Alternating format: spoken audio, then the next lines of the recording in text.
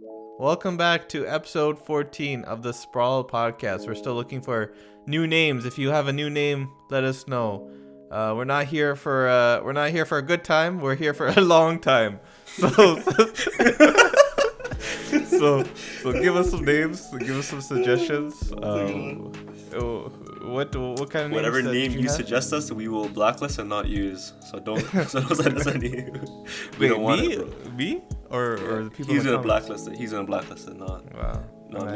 I'm a man of the people. Yeah. Because Sprawl Podcast was so creative, huh? You know, where'd you it's get creative that from? enough to get to 1,000, bro. That's all I know. Where'd you get that? Hey, it's not 1,000 yet. If you want, make sure to subscribe. Actually, by the time that this video will go live, as in the full podcast, we'll probably be at 1,000. So feels good, man. Jeez, what you know with that, bro? Mystic back. No, if man, you're a real one, you're a real one, you know that our first series was called Mystic Mac, remember? But then you deleted the title, and then anyways, so let me tell me how did you come up with the podcast name? So creative. The Sprawl Podcast name? Yeah. Well, you know, I was watching the Conor versus Khabib fight. Okay. And Conor kept sprawling whenever Khabib was going for a takedown. I'm like, yo, let's search on YouTube Sprawl. I searched Sprawl, nothing came up. So then I thought it was because like you were in the basement with your friends, like your boys, and you guys are just sprawling on each other or something. Oh, that's so sus, bro. No? That's so sus. Why? Listen. It's a Sprawl Podcast. Did you not a sus podcast, bro? Did you what is this? Or did you not sprawl on guys at a birthday party? What are you talking about? That's so sus, no, bro. Did you not? No, I did not. What? Don't make me bring in video evidence. Bro, what the hell is this? What the hell is this come to, bro? Anyways, I was watching the Conor Khabib fight, and Conor kept sprawling on Khabib's takedown. So then I searched on YouTube the Sprawl Podcast. There's actually on YouTube a Sprawl Podcast, but they have only 4 subscribers. So we basically took over, and they're an absolute garbage podcast too. So honestly, don't be rude. If they ask me for the name back, I'm giving it. That's it. I wouldn't, bro. Change it. I wouldn't. They have to have probably one of the worst podcasts I ever heard in my life. So bad. Sprawl Podcast. Please contact me ASAP. Okay? We'll change your name. Just ask me. Just say hey. Just put hello, and then I'll change it for you. No problem. We'll change it to anything. I just love it. You know, also too, it's funny. In the one video where he led, we actually, which was last week, we actually had some of the lowest views of all time. And then you compare it to when I lead, you know, we just get what does leading mean? The only thing that's different when you say leading is just whoever reads the topic title. That's it. What's the big difference? When you click on a video, whose voice do you hear first? My voice or your like thing voice, bro? My what? Bad voice, bro. Say it. Not good. Yeah, it's a bad voice. I don't care. And we're gonna have video soon too, so you can see me in all my glory. God damn. Even that disgusting haircut and that goddamn farmer's tan. Yo, what farmer's tan, bro? What are you talking about? Disgusting farmer's tan. I don't even know how you even got that. If I'm disgusting, bro, you're hideous, bro. You look like my recycling bin. I didn't say I'm a Prince Charming over here. I'm just saying. Disgusting Shrek, bro. I'm just saying, hey, if I'm Shrek, you're Donkey. That's all I'm saying. Bro, do not throw shade on Donkey, bro. That's my. What are you talking about? Donkey is bro, Donkey. Yo, he's probably the best character in the whole movie. So. Do you know who voices him? Isn't it Chris Rock? Okay, that's it, bro. What do you mean that's it? What the hell's wrong with you? What do you mean? What happened? You're so what? You just assumed that it was a black guy and you went straight to Chris Rock? Yeah, what do you think? Bro, it's Eddie Murphy. Okay, same thing, man. Oh my god. We gotta cut that out, man. What is wrong with you? Anyways, what'd you do this weekend? What I did this week? I did absolutely nothing. You ordered This was a rest week, actually. This was a rest week. I've been working out like 3 times a day, and doing so much. I'm just burnt out. 3 times a day? So morning, I have like a morning routine, and then I have an actual workout, and then eat cereal. What's your morning routine? 100 push-ups, 100 squats, 100 sit-ups. Okay, that's that. Not okay. Okay, probably like 5 minutes maybe. Yeah, then, 5 minutes is not a workout. Like you can't I know, but say like, I work out 3 times a day. No, it's still but it's still more than what most people do, like in a whole day actually. Sure, so. but why are you comparing yourself to other people? Anyways, and then in the evening I have the actual workout, with heavy. So where's the third one? Third workouts at night. I do weights. What? What do you know what? What do you do with weights? Anything. So like on Monday, for example, is leg day. If you see this guy, this guy has a beautiful weight setup. So beautiful. This guy has literally has one long barbell with with like 8 tiny weights on the sides of each side. It does the job. It does the job, okay? Then I bought 2 25-pound dumbbells. But they cost they costed me more than that, bro. More than that. How much would it cost? I think 220. Are you serious? I'm serious. Cast iron dumbbells, bro. Why would you buy 2 dumbbells for $200? It was a tough time, and I needed some kind of weight, so. What the hell? You could have got those adjustable weight ones, which is around those that are too price. much work, bro. Those are too much work. It's too much work. No, they snap in and snap out. Listen. I have no regrets, okay? I have no regrets. Honestly, you just ask somebody. That's it. Ask somebody, because there's ones where you pull in, pull out. Listen. They snap in and snap out as like you adjust the weight that you want. Listen, not saying that you unscrew each side. You don't want any regrets. In life, you don't want any regrets. I have no regrets. Okay, I love those dumbbells. They're great dumbbells, right? I'm surprised you didn't buy more of those small weights on your barbell. I was going to, but I couldn't find it at Walmart. It was all sold out at Walmart, so I couldn't buy it. You just have to look for the size of the hole. You don't have to worry about like the brand. Yo, guys, also too, if you're in the comment section, you're being active, and for some reason, there's always this one guy called Crazy MMA who keeps commenting. I'm not sure if you guys know who he is. Do you know him? Do you know him? I'll change the name. I don't even like know how to what am I going to change the name to? Bro, just put your name, Hamid. Khalas. Yeah, but then okay. Because you're gonna be on video soon anyways. So I think you yeah, but until then, man is Crazy MMA. Anonymous Crazy MMA Crazy with the Sasuke profile picture, bro. so cringe. That's a legendary picture. That's a cringe photo, bro. Of Sasuke? Yeah, bro. Okay, we gotta start this topic's get over here. First topic. Oh, you're leading?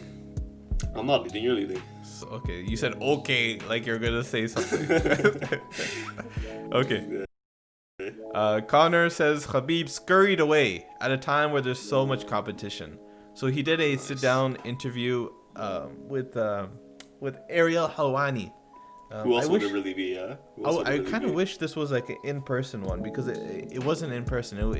They recorded it as if it was like in person. Like they but the camera setup was nice though. Did you watch the camera when he was interviewing at MacLife? Like the camera was like terrible quality, and then with the Helwani pot thing, it was like amazing quality. Because Helwani has ESPN on their side, so they probably had ESPN already in Abu Dhabi, and they had all the camera equipment, so they set it up there, and then they said Ariel, here you go to record this, or they probably sent people to his house. Bro. Huh? Usopp. Usopp what? Helwani. Usopp, always so rude. Usopp is an anime character that has a really long long nose. So some shade, some disrespect. You're never getting on Ariel Helwani's show ever in your life. Thank you very much. I don't mind. I'll go. I'll defend him. No problem. Anyways, he'd be Ali Abdulaziz, Herbal Dean. Yo, that's the goal. Ali Abdulaziz on this podcast, bro. It's not Herb Dean, bro. It's Herbal Dean. Yeah, we'll talk about Herbal Dean in a later topic. But so Conor, if he dies, what? Listen, stop. Conor had this interview with Ariel Helwani. It was about like 40 minutes or something. It was pretty long. He talked about a lot of stuff. He talked about how Conor handled the pandemic and what he did for his country of Ireland. I was watching. I tried to watch most of it. I was actually watching it while I was talking to you before recording, and other points of my morning.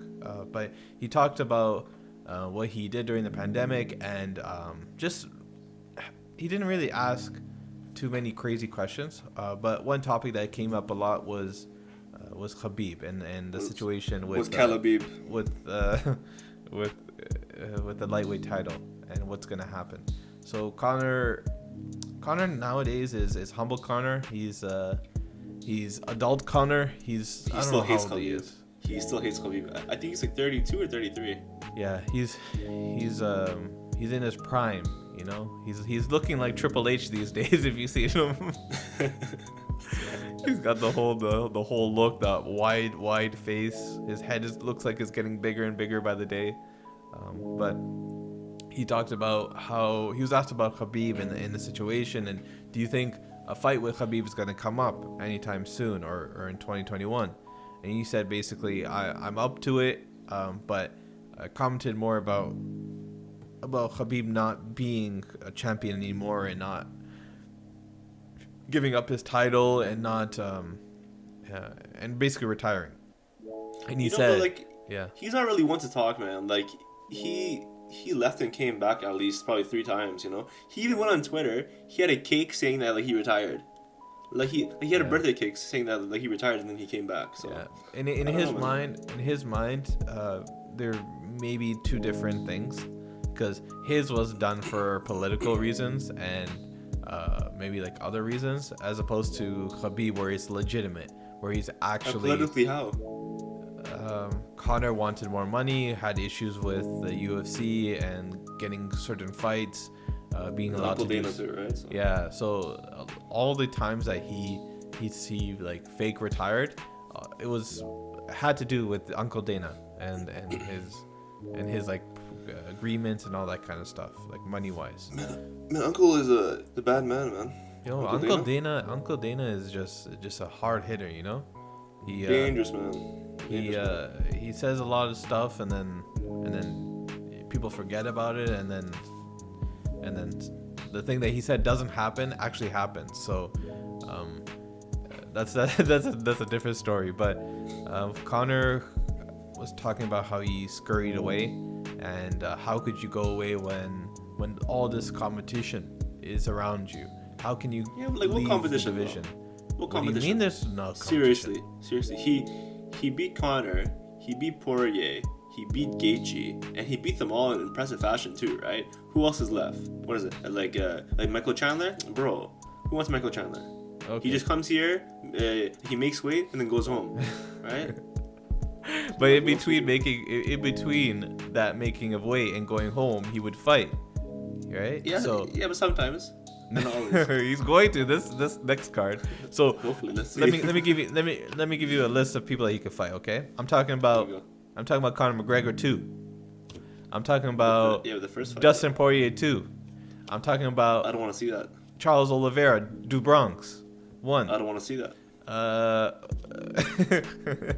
We made a whole video that's supposed to be coming out. When is it supposed to come out? Soon? Anyways. Monday morning. Yeah, but this is. I don't know when so this. You'll see it by the time it's uploaded. You'll see by. Yeah, you'll check the channel. It's basically an inside look at. Closer look. A closer look if Khabib were to actually face Charles Oliveira, right? So. How does it go? What does Charles Oliveira do good? And spoiler, he loses. Why are you spoiling it for, bro? Let them watch the video. Yeah, but they can watch it, but they have to watch that. No, they're not gonna watch it now because you just told them the ending. No, they're gonna watch it. God damn it. Anyways, watch it for me, please. Watch it for me.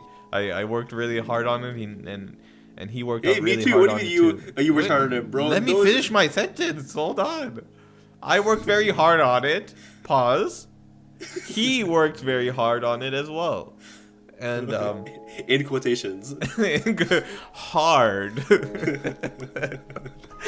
Anyway, yeah. So we did a video on that. You can probably go check it out. It looks at what does Khabib, what troubles Khabib would have, and how he would basically game plan for Charles. This is like what we think his game plan would most likely be would look like, or what we think his approach would be similar to. But there's other fights than Charles Oliveira. There's Dan Hooker. which would give him There's problems. Tony Ferguson. There's Tony Ferguson. You never know. Tony Ferguson can win his next fight, There's a Max Holloway fight. Let's go. If Max Holloway moves up. Max Holloway, yeah. After that fight last night, man. Yeah.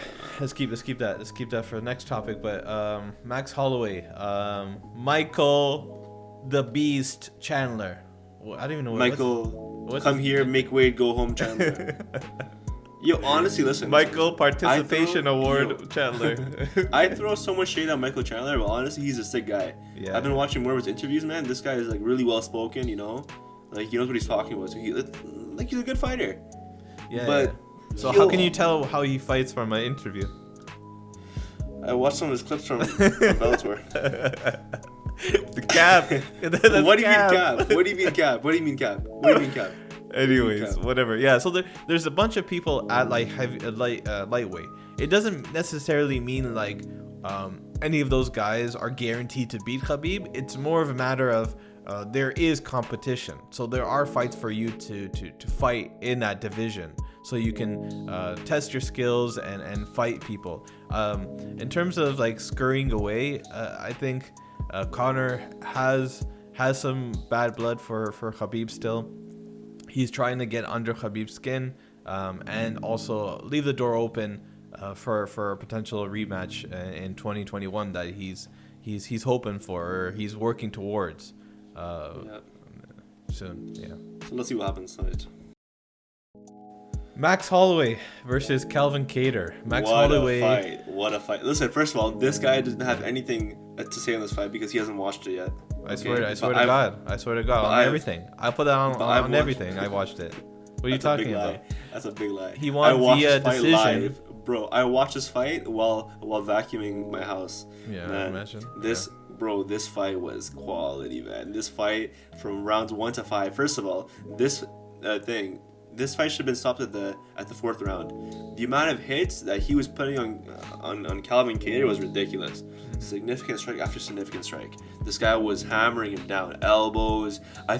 Honestly, at like 1.2, he was throwing like spinning back kicks. This guy was throwing everything at him. For some reason, I don't know how he didn't fall down, man. But that fight was a 10 out of 10. Fight of the year, 100%. Okay, so there's so many things wrong with what.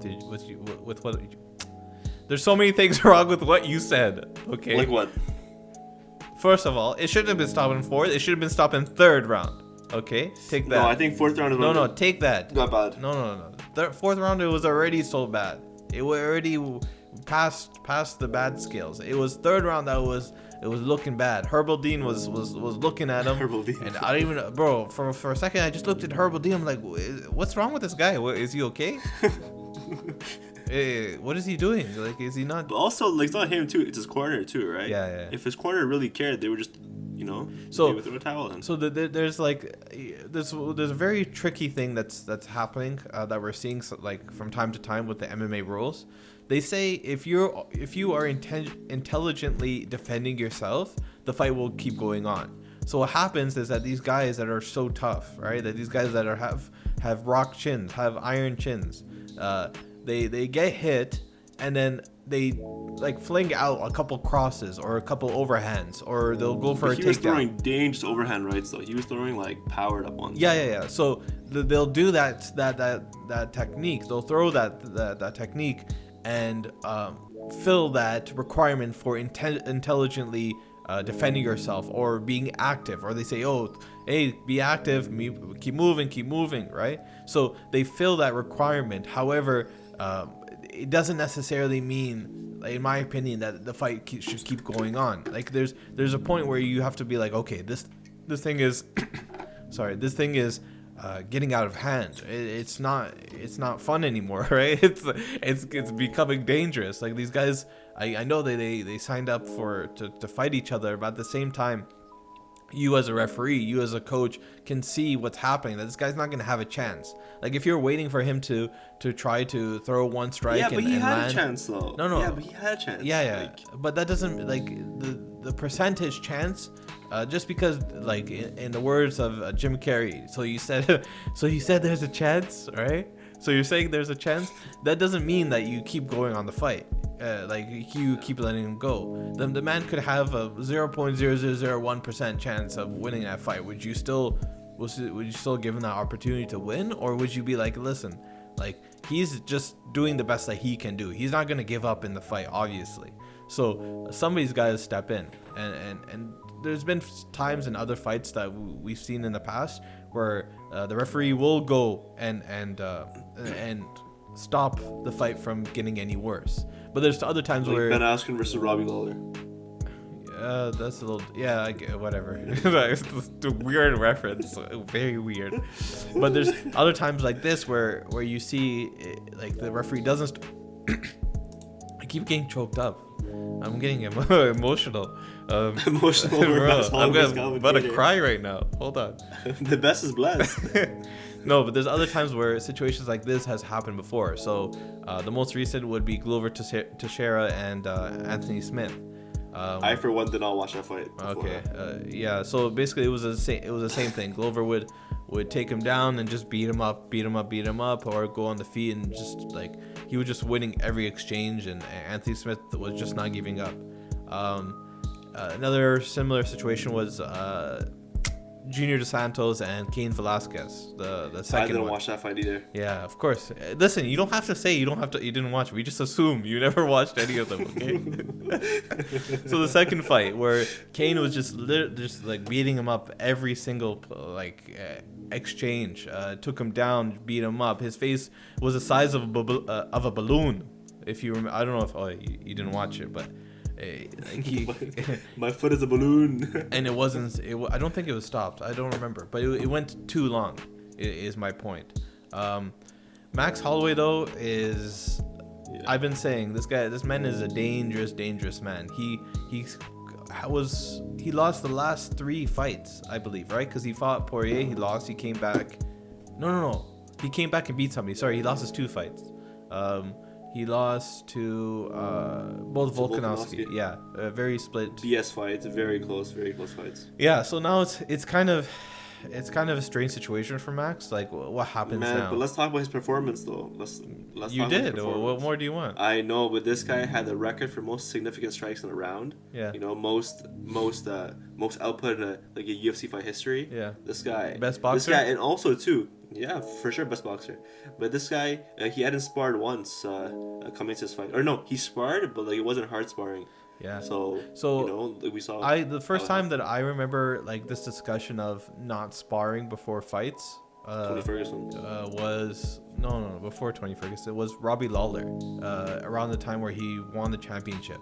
He was saying that he doesn't spar anymore. He's like, why am I sparring? He's like, I've been fighting for so long. I understand how to fight. Like, I know how to dodge punches and take damage and stuff like that. So why am I going to go in there and spar and put even more more damage onto my body when I already have all the stuff in my brain already? I already have all the muscle memory. So why am I going to go kill myself before the fight and then get killed even more during the fight? So I think Max is taking this approach as well. I'm not sure to what extent, but any hard sparring, I think guys that are hard sparring, especially like in their later years, shouldn't happen. If you look, I think that like before a fight, like in terms of like fight camp, I think you should probably have at least 1 or 2 hard sparring sessions. But I think they should be very spaced out, and I think for the most part, like your sparring should be like very playful, like as in like Muay Thai, you know, how like when they spar like very playful. So yeah, it's I think for like a broad statement, I'll say something like if you're older, don't do hard sparring. Like just leave it. You already know how to fight. You have the time in the octagon, but that being said, it's really a person-to-person like scenario, right? It's not everybody's going to be the exact same.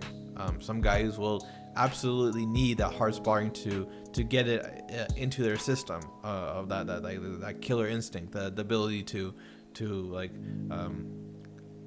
learn how to start their system up a lot faster than just like going into fight night. There's guys that like Don Cerrone, for example. he has a hard time like starting up, like being able to like get into the octagon and instantly be warmed up and ready to go and like push the pace and stuff like that. Those kind of guys might need hard sparring to get that out of their system, to be able to learn how to get into the fight right away. As opposed some guys are just slow starters though. Yeah, so you can't really change that. Yeah, but maybe hard sparring is something that helps them get that out of their system. I don't think a cowboy should be hard sparring. Yeah, Cowboy is not necessarily. I just use Cowboy as an example of like a person that starts slow. But then there's like a guy like Conor McGregor who's not a slow starter. He just naturally goes out there and goes for the kill right away. He doesn't necessarily need hard sparring, but from his last interview, he was talking about how he has an octagon in his backyard, and he goes out there and has some hard sparring and stuff like that. Khabib finally met with Uncle Dana White. I thought it was going to be on January 20th. That's the date that... That's what I thought too, man, but it wasn't. I don't even know where we got that date from, honestly. But the meeting happened. The meeting happened. Khabib told Dana White yesterday, as per Dana White, I'm going to watch the two lightweight fights at 257. If the guys do something spectacular and make me want to come back and fight, I'll fight. So is he a credible source though, or no? It's Ariel Helwani. What are you talking about? I know, but do we trust Uncle Dana? That's a serious question. Personally, yeah, I don't know if I trust Uncle Dana. Why? You know, he has a pretty bad track record when it comes to Khabib topics, and him saying that he'll come back. Oh no, he won't come back. Oh, he'll come back. No, he won't come back. But Khabib is there to refute anything. I believe Khabib probably did say, like, let me watch these two fights and let's see what happens and stuff like that.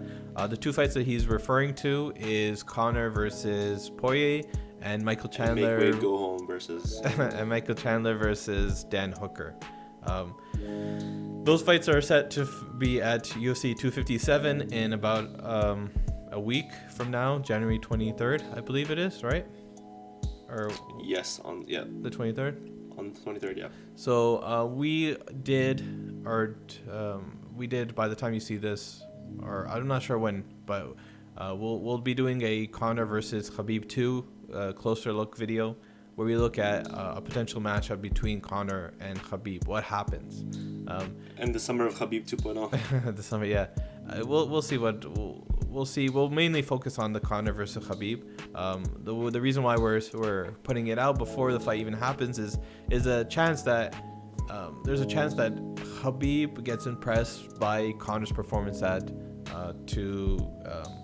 UFC this next pay-per-view 257.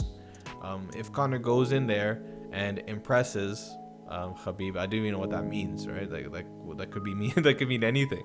I don't know. Like, so if he impresses him, then maybe he's gonna look at a potential matchup with Conor. If Conor wins, do you think that if the Conor fight happens with Khabib, do you think Conor will fight one more time before the Khabib fight, or no?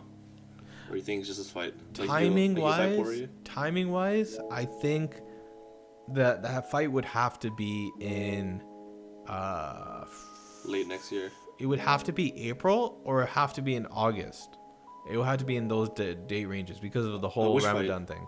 Conor versus Khabib too. Because no, I think if that fight's gonna happen, it's gonna be towards the end of next year, like October, like 2022. 2021. You said next year. What do you want? Oh yeah, sorry, man. Sorry. Yo, listen, man. It's only the first month of the year. Okay. Yeah. But yeah. So it would have to be after Ramadan. So that's like in May. So then Eid is in April-ish. Give him time to recover. So probably in August. July, August. How was Ramadan in May? And then okay, never mind. I'm right? You said Eid in April and then Ramadan in May. Sorry. Opposite way, yeah. Flip that around. Yeah. But I think it's gonna happen most likely August. Now that I think about it, Conor, I think he would stay. He would stay on the shelf if he was promised a fight about Khabib. Save that fight, man. But that's a long ass time. That's. I think they're gonna save that fight. Save that for what? For like full crowd capacity. No, man, you're so stuck on these crowds, bro. They got 2,000 people. You don't understand, man. These guys want the full gate. If you wait until probably, I want to say October, like November, you're talking about full capacity, talking about more buys, and historically too, the best time for fights is in October, November. Listen, the UFC is in the money-making business.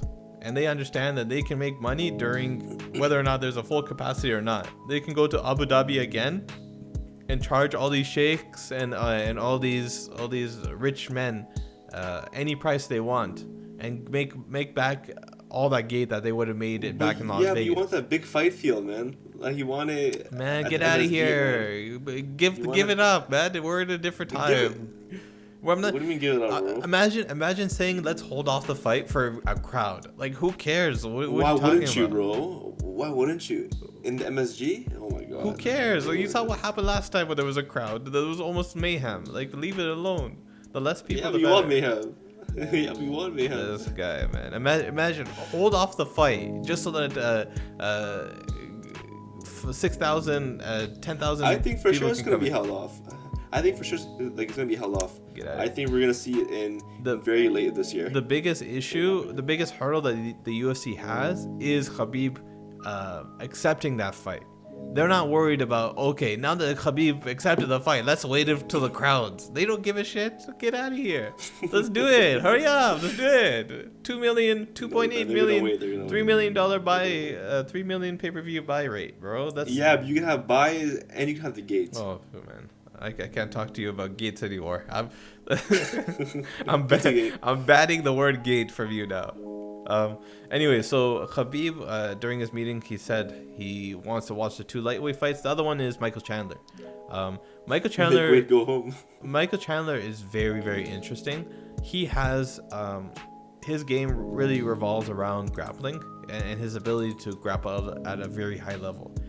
He is built very short and stocky, so he's very low to the ground, but he also has a lot of power in his hands. He's an MMA veteran. He's been in the game for a minute now, so I think that is a challenge that isn't something that Khabib has faced as of recent. I don't want to go through the whole list and be like, oh, Abel Trujillo is a similar fighter, but yeah, sick fighter. But Michael Chandler has a chance to go in there and have a Khabib fight maybe and become MMA champion. UFC champion if he beats Khabib. That's also on the table. We can do it inside. The disrespect. We can look at a fighter. So I discussed with you. We could do a closer fight video, a closer look video. Closer look.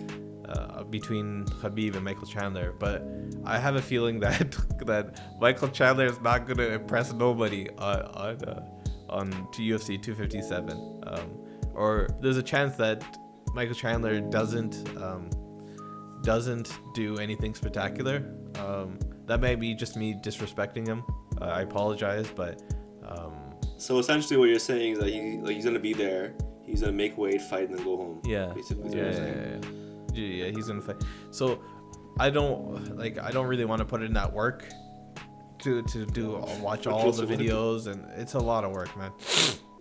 Oh, it's a lot of work. I was about to sneeze. It's a lot of work to look at all the fights and like look at all the stats and see how like these guys fight each other, would fight each other. So maybe if Michael Chandler wins, we'll do one. But there's a chance that he fights. Yeah, but the way I see it though is that, listen, so if Chandler wins, he's probably gonna get like a better chance to fight Khabib. Yeah. Whereas if Hooker wins, most likely not, right? Then we're also forgetting about Mr. DeBronx and Gaethje. Oh, he already. What happens to them? So Justin Gaethje is off the table, gone. Don't even say hello. Charles Oliveira is very interesting as well because he did say that he was impressed by Charles Oliveira. That's why I think there is a chance that if Khabib sees this fight at 257 and says, you know what, these guys don't interest me. How about Charles? They might unbook Charles versus Justin Gaethje and have them to fight each other. That's a chance. There's opportunity. Honestly, I think it should be Conor versus the winner of the Gaethje fight with Oliveira, and then whoever wins that fights Khabib. Yeah, that's a possibility, or that's just like a natural fight for the division too. Like the winner of the Justin Gaethje and Charles faces Conor and Poirier, and then that could be like a number one contender or like a title fight for vacant title if Khabib says, you know what, I'm done. Like I'll come back another time. The other thing is that Dana mentioned GSP and how it's off the table. It wasn't even mentioned and stuff like that. So, like, I don't believe Dana. Like I know that fight still interests both of them. They've talked about it so much. So we'll let that simmer. I wouldn't be surprised if Dana White just comes out or Khabib comes out or says something about the GSP fight in like 3-4 months and says, you know what, let's do it in August. And then that fight happened. And Dana White has confirmed to me at a post-fight conference that Stipe versus Francis 2 is a done deal for UFC 260. Confirmed to you? Yeah, he confirmed to me. I'm reading off a tweet. I'm sorry. I don't know whose tweet it is. It was during the press conference. So let's say it's Ariel Helwani. I probably is not, because Ariel is not in Abu Dhabi. he's chilling in, I don't know, where is he from? New York? In Vancouver, no? I have no idea. I think it's New York, but I think he's in the States. Anyways, back. He says it's done deal for UFC main event for UFC 260 on March 27th. Wow. That card Good is... thing we did closer look. Ooh. Good thing we did closer look on that one. Maybe we need to change that thumbnail to the other styles of the thumbnails. Yeah, I think so. Right? Where they're both standing and facing off each other. Yeah. Anyways, so that fight is finally confirmed. That fight was in the air for a while, for a minute. Ever since Stipe beat DC on whatever night it was. I don't even remember when that was. But they're going to be facing each other in March. And that kind of puts all the rumors to rest. So it was rumored to be in March, but I wasn't sure when. Now that I think about it, like we mentioned the closer look video, this would be 7 months from when he faced DC. So there'll be some big fights in March, man. Yeah. With the Stipe France and the Jan Izzy fight, some big fights. So on this card, it's Stipe Francis, and the next fight that's confirmed is Alexander Volkanovski and Brian Ortega.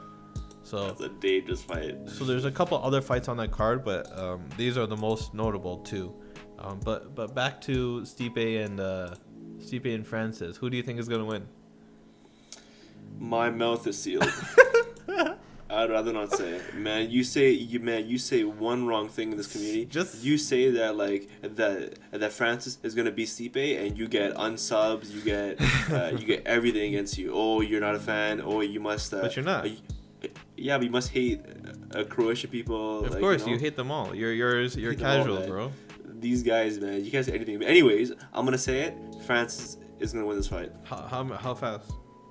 First round KO. Oh my god. What kind of technique? What? A right overhand. Oh my god. Anyway, let's not be too hard on the community. The community is very passionate. Okay, so they like to voice their opinion and talk about what they feel is gonna happen during the fights, just like what we do, right? We talk about who we think is gonna win. Keep your opinions to yourself. And we have a whole channel about opinions. Like, what are you talking about? I know. Right? So, I think it's very fair for them to go out and say their opinion. If they want to dislike, it's fine. Go ahead, right? Dislike the video, but we just turn it off. No problem. We're trying to just give our 2 cents and what we feel. The more I watch and I do analyses like closer looks at like Stipe analyses on Stipe and Francis, the more I like Stipe's chances to win. But why is that though? Why is that? Like, we're talking about a dangerous Francis. Yeah. This guy has bombs in his hands, you know? If he lands that right overhand on this Stipe Miocic, I don't care what anybody says. Listen, he's a great fighter, don't get me wrong. Probably the greatest heavyweight of all time. Mm-hmm. But this guy has gone through wars. Yeah. We're talking about Francis, right? Coming there, nice right overhand to the chin. He's not waking up. The reason why is Stipe's head movement. The reason why is Stipe's head movement and Francis's inability to throw fast punches. He has very sloppy punches. You're right. So he's right. He throws a lot of punches like winded punches. I don't know how you describe it, but he would. Oh, very wild punches. Wild. Yeah, he's very wild punches. No. Yeah. Telegraphs, you mean? Okay, yeah. So telegraph. They're very predictable punches. You can see them coming, right? The opponent, like Stipe, is able to move out of the way and avoid the strikes, which he's shown in the first fight when he faced Francis. The problem is the big factor that comes into this fight is when Francis does connect on you, are you able to survive? And in the first fight, the Stipe was able to show that, yes, I can take those punches and I can survive and I can finish this guy. So what Stipe did, if you want to look at our video, Stipe versus Francis, a closer look, it's in our channel. I don't know if it'll be linked at the top right of this screen. Probably not. Sometimes our YouTube manager forgets to do it, even though I tell them, don't forget. But if you look at our channel, there's a video there. We talk about how Stipe is a superior fighter. He's just better everywhere. He's better on the feet. Yeah. He's better on the ground, grappling. He's better everywhere. Head movement, everything. Head movement is elite. Francis refuses to throw any feints ever. He throws body feints, but like your punches are not. His feints would be dangerous too, because he's power in both hands. Yeah. Like if he feinted more, this guy would be deadly. When he fights, you know what it reminds me of? Like he reminds me of like you see two people street fighting. You know how there's that one guy where he's like just hopping all over the place and he's just like throwing like big punches and stuff. That's what it reminds me of. I want him to slow down, like just slow down your roll a little bit. And he's shown in his recent fights that he's more composed. He's not that street fighter anymore. He's more of a. I think you'd be a great boxer if you went into boxing. Yeah, I think you'd be. Or he would get pieced up by guys that are just a lot faster than him. And then, in boxing, head movement is so much more important, and guys are much better at reacting to head punches coming to them much better than MMA. Because MMA, you have a lot more room to move out of the way. You can level change for takedowns and stuff like that.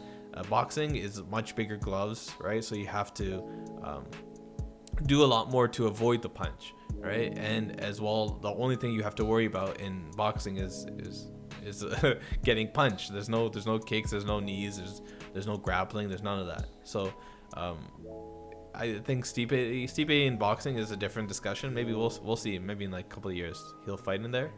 But for this fight, I predicted that. I don't even know what did I say. First, then he changed to Stipe. Yeah. No. I mean in the closer look video. I don't remember what I. Closer look. You said that if Francis can stop his wild style, then he will win. Yeah. But with Stipe, he's just too high level. Yeah. So I think for the closer look videos, I tried to stay away from like picking a winner, or I'm trying to do that now. If I haven't done that in the past, I'm just trying to put in all the factors that I think that are important. So Francis is always a question mark because you don't know if he's able to hit somebody. Is his grappling is better? Is he able to have better cardio? Right? There's not much that we can go off of because in the last fights, in the fights that he's fought since he's lost to Stipe, they've all been in the first round in under 2 minutes. So like, how well are we gonna be able to see his cardio? So all we have is videos of him training in the gym and stuff like that. But how well does that translate into an actual fight? I don't know. We'll see on UFC 260 main event, March 2060 main event. Next news: Khabib not staying to watch the fight. That fight is Conor versus Poirier at the next UFC event. I don't know too much about this. You said that it was an article from MMA Media, Mania. What did they say? I thought that Usman was fighting though. Like, he's fighting, isn't he? Yeah, but when he says he's not staying, what does he mean not staying? Like he's not going to be in the crowd? No, he won't be watching it with it, like in the crowd. He won't be watching the crowd? Oh, yeah, so why would he be in the crowd? I don't know. Great news, huh? No, I get it. Well, the news was like, yeah. So sometimes when fighters go into to these events, they're allowed to sit in the crowd or like that. There's that row of seats where they have that. They have that. With Dana White. They have that. Like Khamzat. Oh my god, bro! Don't bring Khamzat into this video, man. Leave him alone. Let him. It's been 2 weeks now without Khamzat. No, 2 weeks without Khamzat news. Yeah, no news for Khamzat. So usually when UFC fighters come in and watch fights, they sit in that like little row, and then they have cameras that come up to them and zoom in. I think that's what he's referring to. He's not going to be sitting in the crowd. But he's also mentioned in previous that he's going to be watching the 2 lightweight fights on this card very closely to see if he's going to be impressed or not.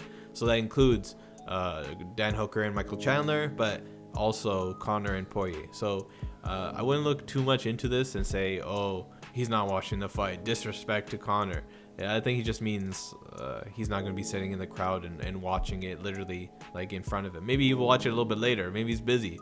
Right? Busy. Yeah. if his cousin Umair is if Umair wins his fight, then maybe they go celebration. Maybe go some tiramisu, get some Diet Coke, Diet rice, burgers, some burgers. He's very hungry.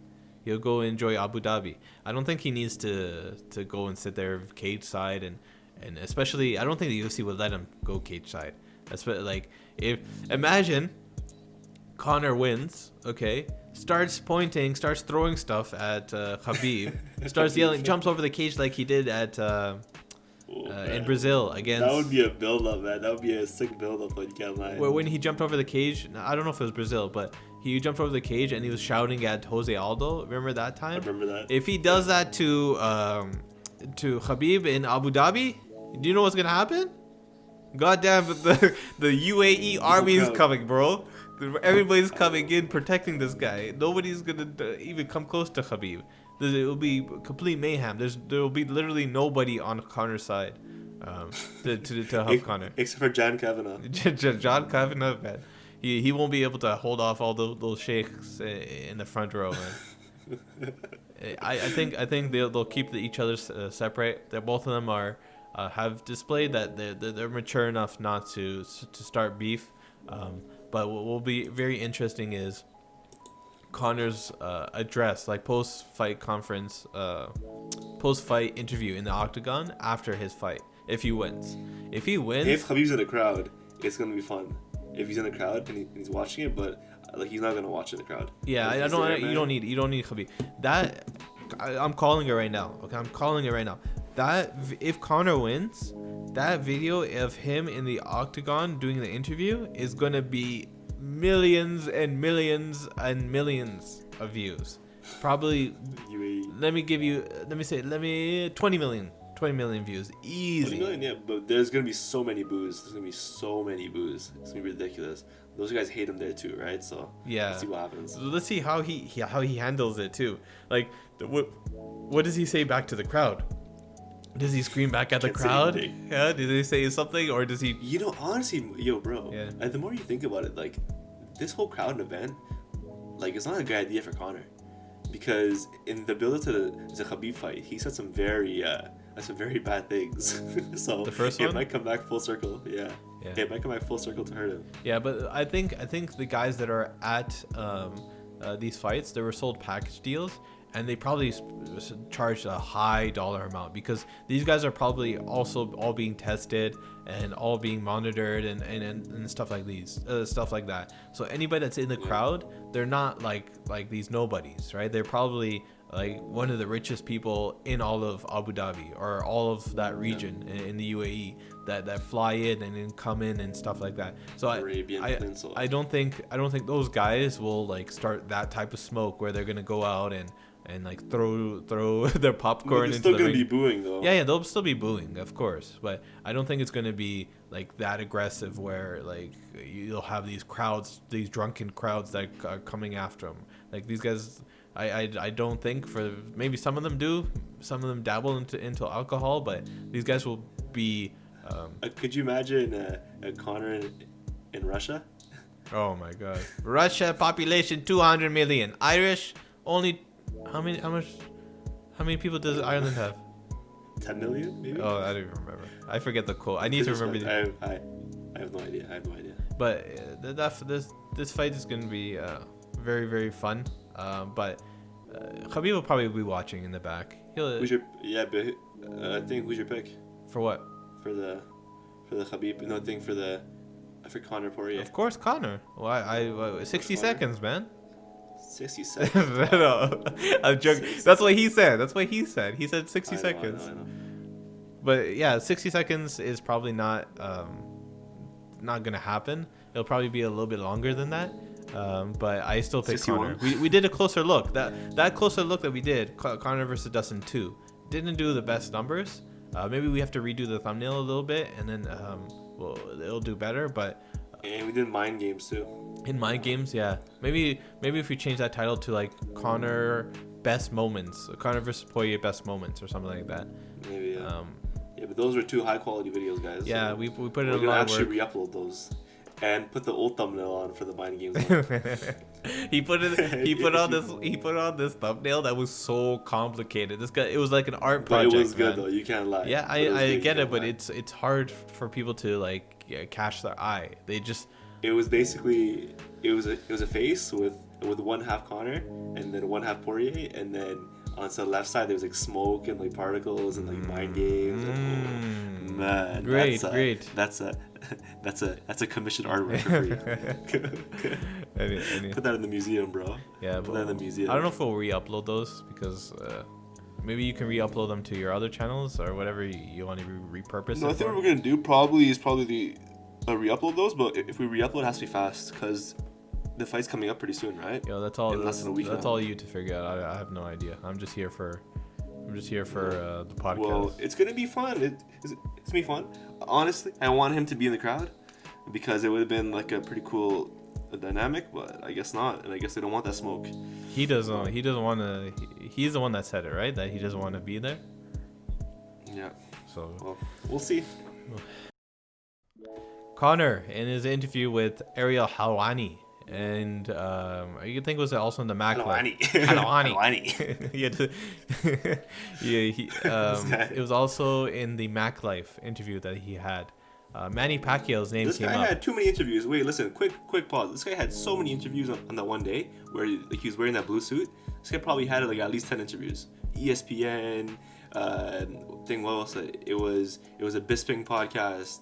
He was on the Helwani show, everything. This guy had so many interviews. It's crazy. Yeah, why not just bang them all out while you have the chance? Everybody's going to get numbers. But the common theme that kept coming up was Manny Pacquiao and the potential of fighting him. Conor still has his boxing license. I don't know if he renewed it since his Mayweather fight, but give me Mayweather. Yeah, he has his boxing license, and it was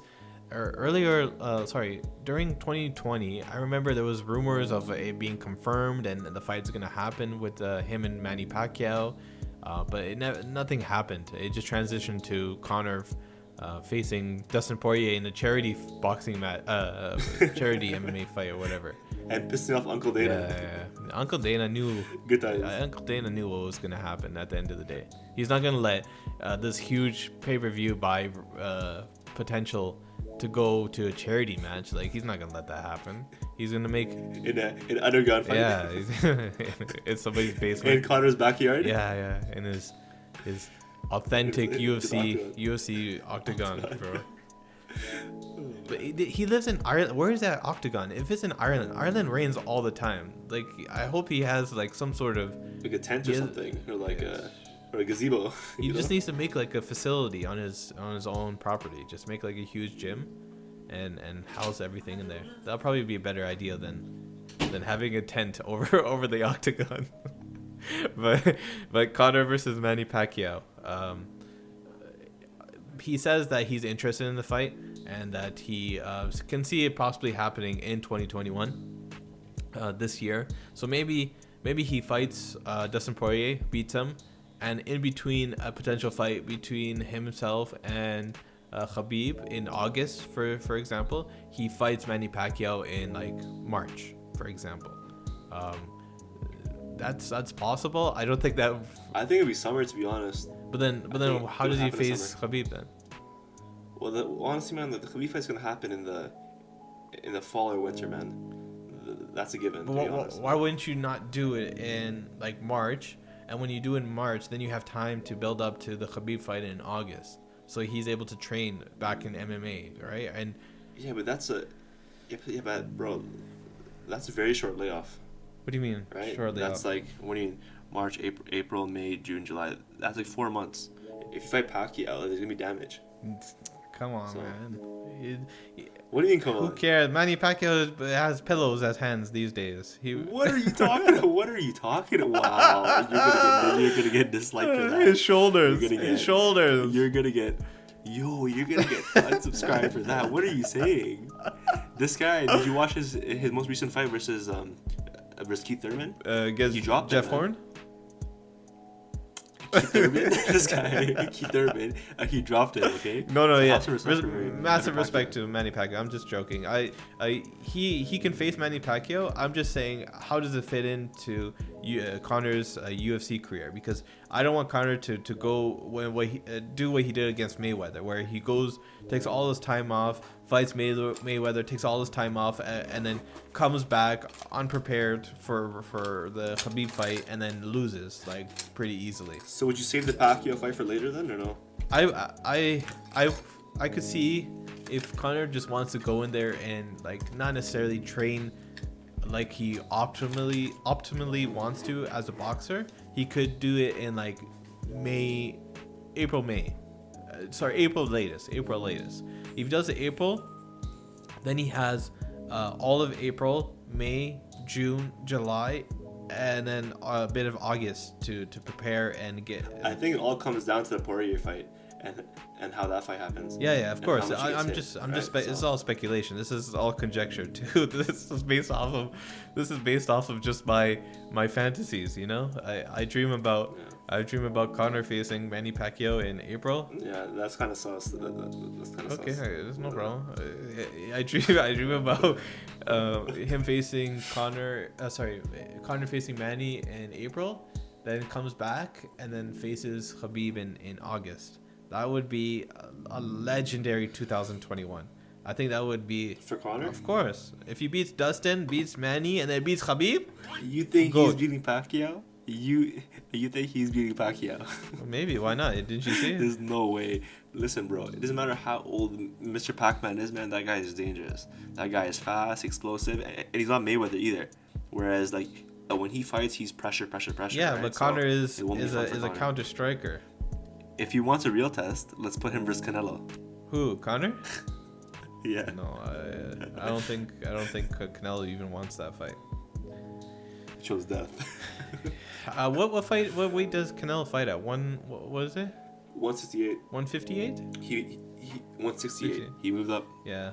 I don't know. I think Manny Pacquiao is a better fit. He's older.